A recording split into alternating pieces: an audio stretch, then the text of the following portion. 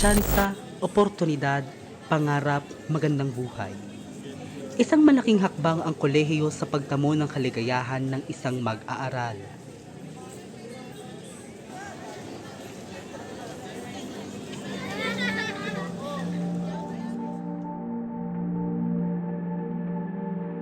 Masaya ka naman ngayon sa program na napili mo. Yes naman po. Not only na nag-enjoy ako sa mga classmates ko, yung mga activities, even though na nakaka-stress, yung thrill din kasi. Parang ang saya sa feeling na kahit nasa pressure ka, yung excitement, mararamdaman mo kahit papano. Lalo na sa mga napili kong circle of friends. Yes, super. Okay naman. Hopefully okay naman. Then, nag-enjoy din kasi kami mga fourth year na gagraduate na. Ito na, nilalasap na namin itong taon na to eh. Then, next year.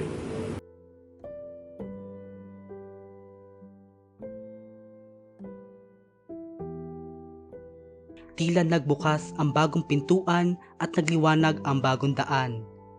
Tila hinubog ang bagong landas para sa hangad na kinabukasan. Pagkakataon para matuto, lumago, makipagkaibigan at bumuo ng mga alaala. Bawat araw sa universidad ay oportunidad para sa paghulma ng mga talento at kakayahan, para rin sa landas na pinapangarap at inaasam. Ngunit, paano kung ang daang iyong hinahangad ay ipinagkait sa iyo? Paano kung ang liwanag ay napundi at nagsara ang mga pinto? O paano kung may nagbukas ng pinto ngunit hindi patungo sa iyong nais na destinasyon?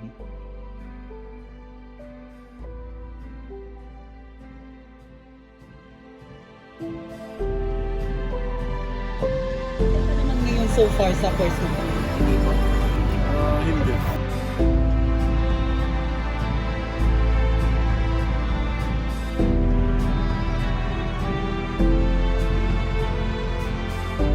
Tsansa, oportunidad, pangarap, magandang buhay. Isang malaking hakbang ang kolehiyo sa pagtamo ng kaligayahan ng isang mag-aaral. Ngunit lahat ba ay masaya sa landas na kanilang tinatahak?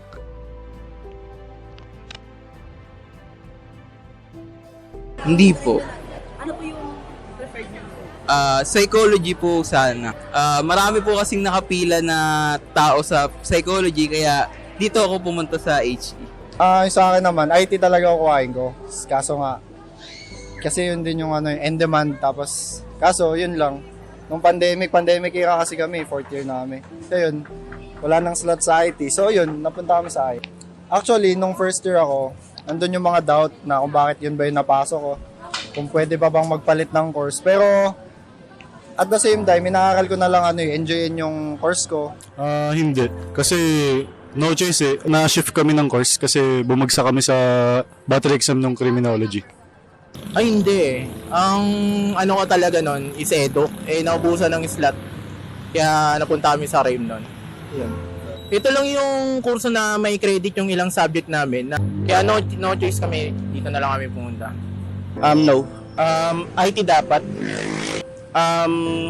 Since na ito yung naging course ko nun, maganda rin kasi, so marami rin akong alam sa batas, then yung sa naging ROTC rin ako nun sa high school nito sa Camarin High.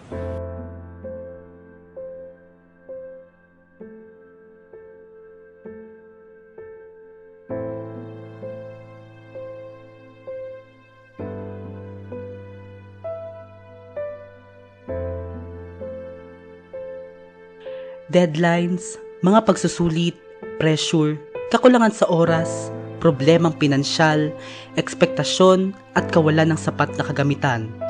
Ilan lamang yan sa mga problemang kinaharap ng mga estudyante sa pang-araw-araw nilang buhay. Ngunit hindi nga ba't sabi nila, kung tinatahak mo ang dang ikaw mismo ang pumili, mas madali lamang makakapasok at mas madali lamang malalagpasan ang mga pagsubok. Kung bukal sa ating loob ang bawat aksyon, mas madaling maisasagawa ang mga hangarin. Kung nag-aaral ka sa pangarap mong universidad at nasa kursong iyong hinahangad simula man pagkabata, hindi ba't mas madali lamang makausad? Malaking tulong sa pag-usad sa kolehiyo ang mga kaibigang nag-iintay sa iyo. Ngunit, lahat nga ba ay masaya sa landas na kanilang tinatahak?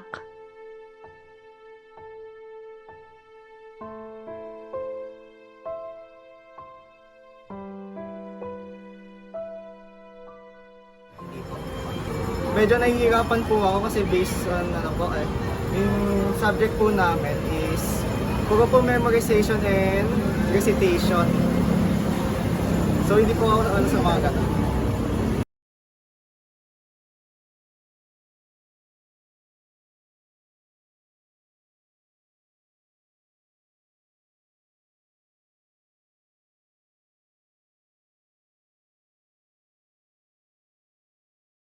Tunghayan natin ang kwento ng ilan sa mga estudyanteng nalihis sa kanilang pangarap na landas at kung paanong sa kabila ng kanilang paghihirap, sila'y bumangon upang patuloy na lumaban at magsumikap.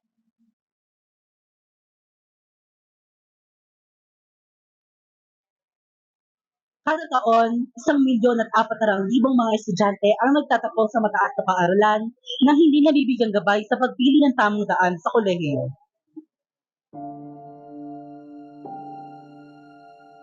31% ng mga mag-aaral noong 2019 ang napunta sa kursong hindi tugma sa kanilang tinapos noong senior high school.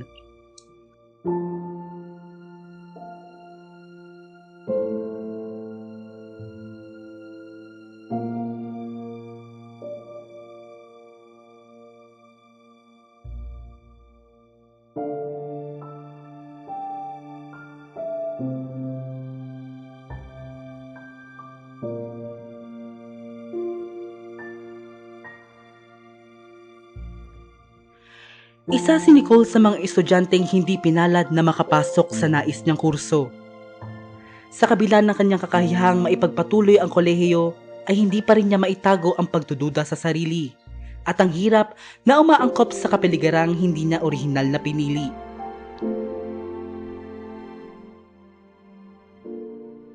Ako po si Princess Nicole G. Dalore, 19 years old, kasalukuyang nasa BA Communication. Ano yung istorya mo sa pagpasok mo sa kurso na hindi mo gusto? Umpisa, hindi ko alam kung bakit nandirito ako, pero pinurso ko na lang to dahil ito lang yung chance na pwede kong pasukan since hindi ako pwede sa medical school, medical courses, or even psychology. Ano yung mga naramdaman mo nung napagtanto mong hindi ka makakapasok sa gusto mong program? Mahirap kasi simula adjustment pa lang mahirap na. Tsaka sa pagsalamuha, mahirap na rin. Kaya kailangan talaga ng adjustment. Ano yung mga skills na na-adapt mo o yung napalago mo dito sa program? Siguro sa communication skill, medyo naninibago pa ako since hindi naman ako ganun ka-extrovert or ka-expressive sa thoughts ko. And ayun pa lang yung siguro na papalago ko. Pinapatibay ka ba ng karanasang ito o ito'y naging dahilan para magduda ka kung tama ba talaga yung naging decision mo sa program? Hanggang ngayon duda pa rin kasi parang hindi pa ako naniniwala sa sarili ko na masasurvive ko to or mapapasa ko itong kursong to. So, ngayon ba part ka ba ng isang organization or ng isang club and bakit mo siya napag-desisyon ng sumali? Bakit mo? Hindi pa, pero napag-iisipan din para sa pagpapalago pa ng communication skills and public exposure. Ngayon na nasa BA Communication ka na, no? Ano yung mga aral na natutunan mo nung pagpasok mo dito sa program na ito? Una, sacrifices are significant kasi mahalagang mag-sacrifice ka for your own para hindi ka gan mahirapan sa next na pupuntahan mo or next goal mo. Sa mga nangyayari sa'yo ngayon, no? Ano yung nagiging motivation mo sa buhay? Ang motivation ko, mga minamahal ko syempre. Kasi dahil sa kanila, nakakuha ko ng motivational and inspirational na mga bagay para pagbutihin ko yung pag-aaral ko. Ano yung maipapayo mo sa mga estudyante katulad mo no, na nagkaroon ng situation katulad sa'yo?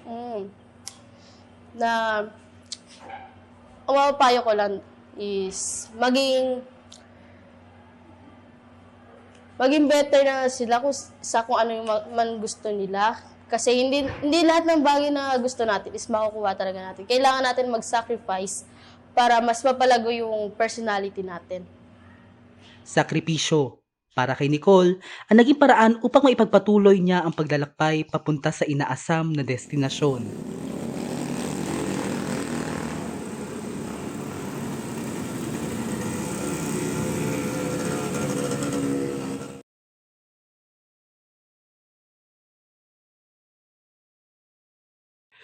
Mula civil engineering, education, hanggang napunta sa Bachelor of Arts and Communication, hindi naging madali kay Jude ang biyahe patungo sa kanyang kasalukuyang kurso. Sa edad na 18 nang pumasok siya sa kolehiyo, hindi sumagi sa isipan ni Jude ang tiyansang hindi siya makakapagpatuloy sa unang daang kanyang tinahak. Sa edad na 22, nasa ikalawang taon na si Jude ng kolehiyo. Sa kabila ng mga hadlang, balakid, na nagtatangkang pumigil sa kanyang landas, patuloy siyang nagsusumikap at ngayon isa ng malaking bahagi ng kanyang departamento.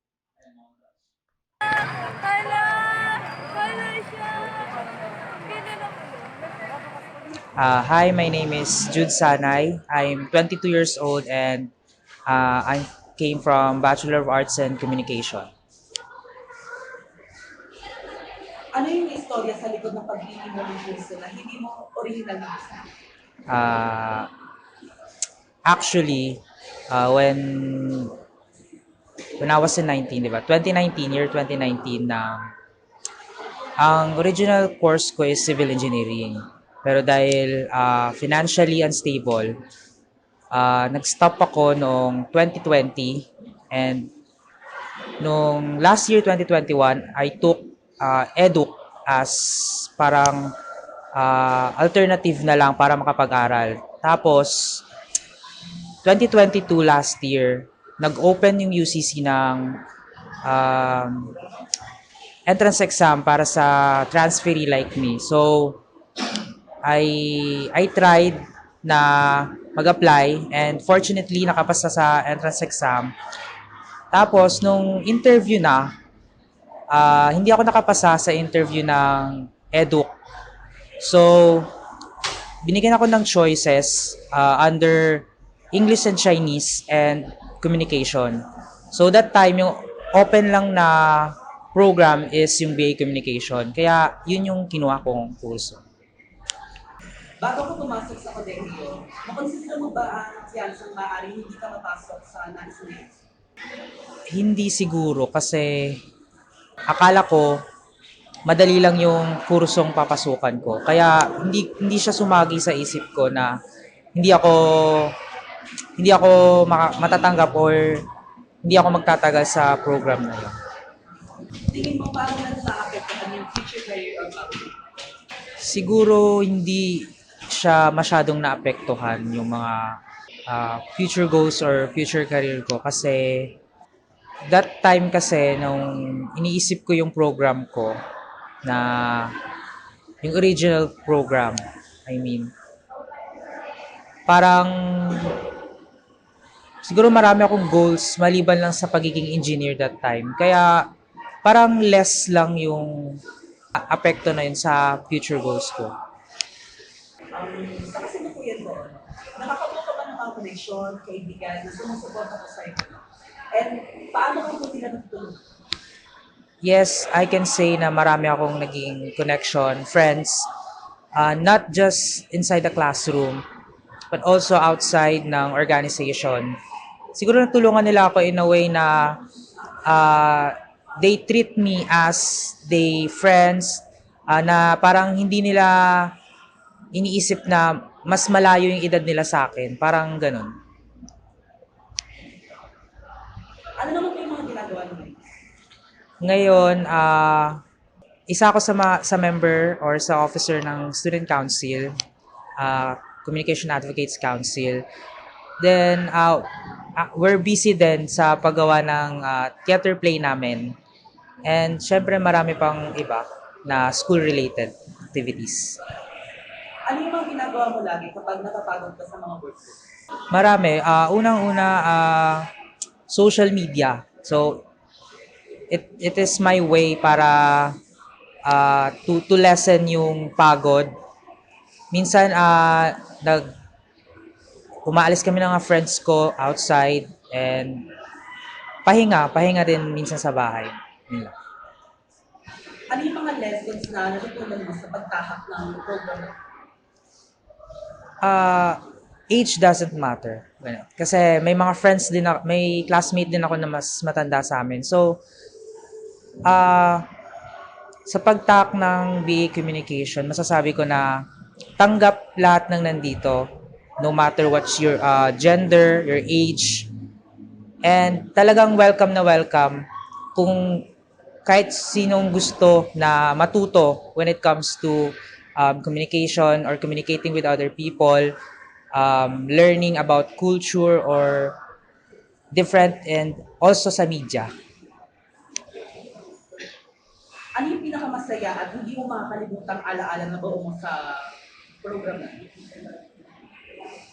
Yung recent na theater play seminar. So masasabi kong isa siya sa pinaka-memorable dahil yun yung first ever hosting ko na ginawa ko sa buong buhay ko. And yun yung naging way para mas ma-enhance ko yung skills ko when it comes to public speaking. Anong may papayo mo sa mga estudyante na sa katulad mo? Siguro, wag niyong isipin yung edad. So, yun yung kasi yung lagi ko iniisip dati, edad, na parang nalilate na yung iba mong kabatch, they are working na. So, don't think na yung age maghihinder sa kung ano man yung gusto mo or what is your dream. So, yung edad kasi, tumatanda tayo, dumadagdag yung edad natin, pero yung mga natututunan natin, at the same time, nadadagdagan din siya.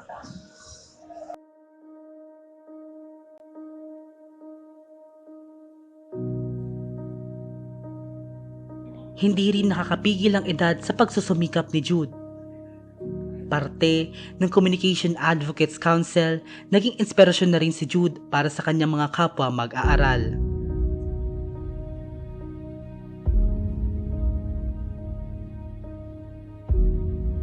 Para sa kanya, hindi mahalaga ang edad sa kagustuhang matuto. Bagkus, ito ay nakakatulong sa paglago ng kaalaman at nagbibigay daan sa mga panibagong karanasan na kanyang dadalhin sa pagtamo ng kanyang pangarap.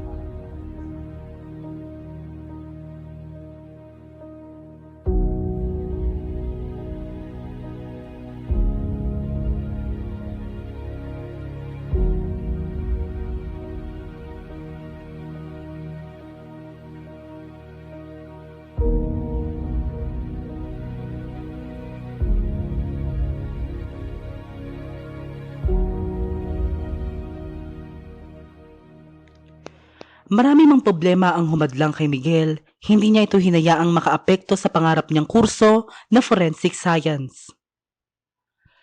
Mula sa passion niya sa pagsusulat ng mga artikulo at paggawa ng mga teatro, naitaguyod niya ang kursong Bachelor of Arts in Communication dahil dito.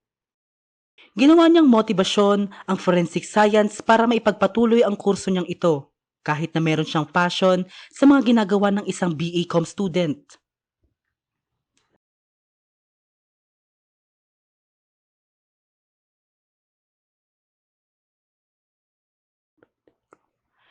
Naging isang dahilan ng kakapusan ng pera upang hindi matamo ni Miguel ang gusto niyang makamit. Walang sapat na pera upang tumulong sa kanya sa pang-araw-araw na buhay. Isa ring dahilan ng kawalan ng slot sa kursong kinukonsidera niya rin. Hello, I'm Miguel Canillas, 19 years old from Bachelor of Arts in Communication. Ano yung story mo sa pagpili mo ng course na hindi mo gusto? Actually, nung nalaman ko natanggap ako sa UCC, hindi ko pa sure talaga yung kukuhain kong course eh. Pero ang recommended sa akin ng mga senior high school teacher ko is i-take ko yung Bachelor of Secondary Education, mag-major ako sa science or sa math. Kaso wala sa passion ko yung pagtuturo, kaya hindi ko siya tinake. And isa sa mga pinagpilian ko nun, actually wala akong pinagpilian eh. Kasi journalist na ako even before. Kaya naisip ko, baka mag-fit in ako dito sa communication. Kaya tinry ko siya. And luckily, nakapasa naman ako. Ano yung mga original mong plano sa original mong course bago mo bang napagtanto na hindi to para sa'yo o hindi to pwede? Actually, hindi siya totally na hindi pwede. Andun lang talaga yung problem sa financial eh. So, yung pinakagusto ko talaga na i-pursue is yung forensic science. And ready na yung application ko for UST. And ready na din yung application ko for DOST. Kaso nga lang, after some time, na-realize ko na yung pagre-rent ko ng dorm, yung pamasahe, hindi na siya kayang i-shoulder this time kasi wala na yung magpapaaral sa akin. Wala na kaming budget to support para i-pursue ko yung forensic science. So, aware naman ako na mag-o-open yung isa pang pinagpipilian kong course, which is engineering. Kaso, next year pa siya mag-o-open. And bala ko sana mag-stop ngayon and i-take kung may civil engineering next year. Kaso, wala siyang civil. Sa pagkaalam ko, industrial and something lang. So, wala yung civil. Kaya, ayun, itutuloy ko na lang din tong course na to. Ano yung naramdaman mo nung moment na hindi mo mapipili yung course na gusto mo? Graduation nun. Kasi, graduation namin nun eh, na-realize ko na hindi ko na matutuloy yung pinaghirapan ko dahil wala. Andun na ako sa point na na-reach ko na yung average na gusto ko kuhain. Kasi tinake ko yung STEM para ma-pursue ko yung forensic science. Kasi yung financial problem, ayun talaga yung nag-hinder sa akin na mapagpatuloy yung pangarap ko. So, ayun nga, after sana matapos ko tong course na to and pag natapos ko to, doon ko na ipagpapatuloy yung nahinto kong course na gusto kong ituloy, which is yung forensics. Ano yung ginagawa mo kapag napapagod ka sa dami ng workloads? Yung usual ko lang din ginagawa, listening to some music. Minsan kasi hindi ako sanay gumawa ng trabaho na tahimik. Gusto ko yung maingay, yung may naririnig ako sa tabi ko. So, kapag gumagawa ko ng kahit gaano pa karami yan, kailangan ko ng tugtog sa tabi ko. Kahit anong tugtog yan, basta may nag-iingay sa tabi ko. Katulad nga nun, ang dami ko ding org na sinalihan ngayon and ang dami din ng works aside from being a organization leaders, artist, journalist. Ayun, yung music lang talaga nakakatulong sa akin habang gumagawa ako ng trabaho. Ano yung ginagamit mong motivation sa araw-araw? Ginagamit kong motivation, kailangan ko matapos tong course na to and once na matapos ko to, doon ko na pagsusumikapan na makapag-ipon para matake yung course na gusto ko talaga. Sa mga pagkakataong may vacant time ka sa classes, ano yung ginagawa mong pampalipas oras? Actually, limited time lang yung meron ako sa klase kasi ayun nga, 2 orgs and ang daming trabaho sa klase. So, hindi naman ganun karami yung ginagawa ko. Ayun na, since hilig ko din yung sa theater, sumasayaw ako, kumakanta sa bahay. Or something na makakapagpalibang lang sa akin, manonood ng anime, K-drama, or something. Nabanggit mo nga na kasama ka sa mga certain organizations, no? Paano mo nababalance yung pag-aaral while doing your responsibilities as an organization member? ayun, as normal naman sa mga student leaders, as consistent naman ako from elementary na hanggang ngayon na, ayun, na-balance ko naman na yung time management ko. So, kapag oras ng org, kapag oras ng klase, klase. So, kapag kaya ko naman, may sasalo naman sa akin sa org, ipinapasa ko siya doon. Which, may advantage na rin sa akin kasi nagagawa ko yung mga roles ko na equally, na nababalance ko siya. Sa karanasang ito, mas lalo ka ba nitong pinagtitibay o mas lalo ka lang nagdududa na mali yung nagiging desisyon mo sa buhay? Sa decision ko na to, parang mas lalo niya lang ako pinagtitibay.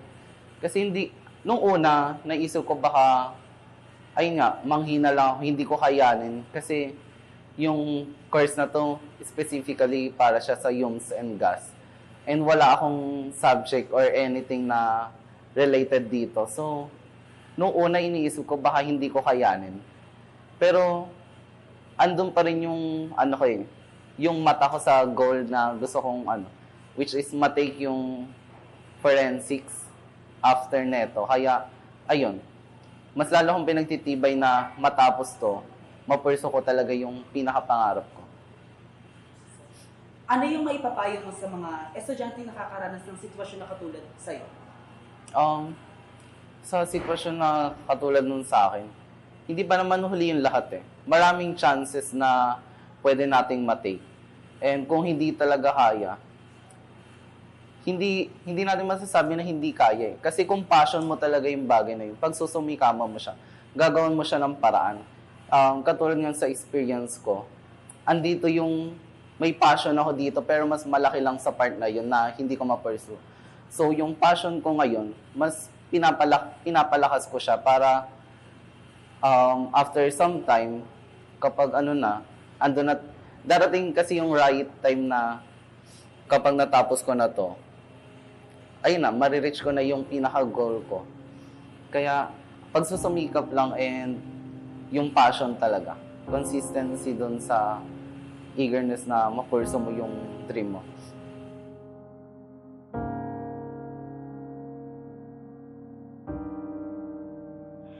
Disiplina at motibasyon para kay Miguel ang nagtulak sa kanya upang itaguyod ang kurso niya ngayon. Disiplinang alam kung ano ba dapat ang unahin sa mga responsibilidad na mayroon siya at motibasyon na ipagpapatuloy para sa kinabukasang gusto niyang makamit. Aniya, hindi natin masasabing na hindi niya kaya dahil kung passion mo talaga ang bagay na iyon, pagsusumikapan mo, gagawan mo ng paraan.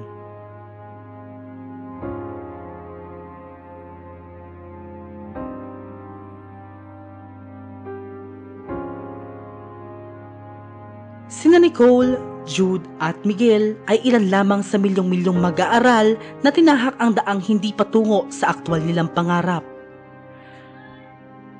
Problemang pinansyal, kawalan ng passion sa kursong tinahak, hindi mapalad na tadhana, pagsarado ng pintuan na pinapangarap na kurso.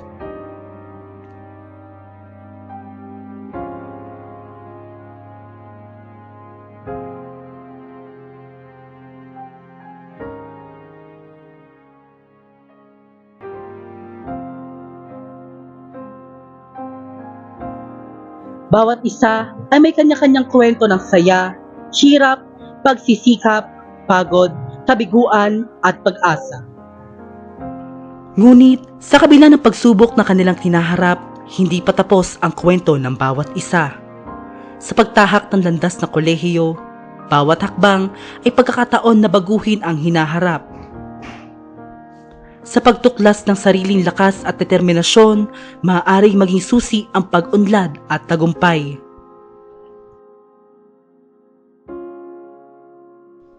Sa bawat pagsusumikap, saksi ang kanilang kwento sa kakayahan ng tao na baguhin ang takbo ng kanyang buhay. Dahil sa huli, hindi ang daang tinatahak ang siyang mahalaga, kundi ang landas na kanilang nilalakbay patungo sa kanilang mga pangarap.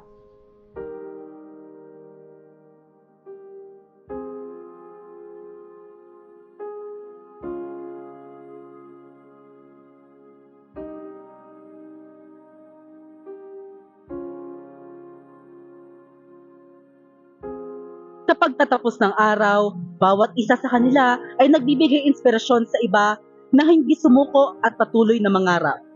Dahil sa pagsisikap at pagmamahal sa pangarap, maaaring magbunga ng tagumpay at kasiyahan.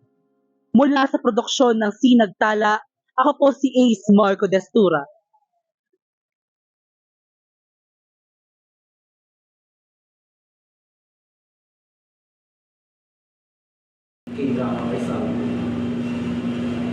Nabanggit mo nga na kasama ka sa mga certain organizations mo. Paano mo nababalance yung pag-aaral while doing your responsibilities as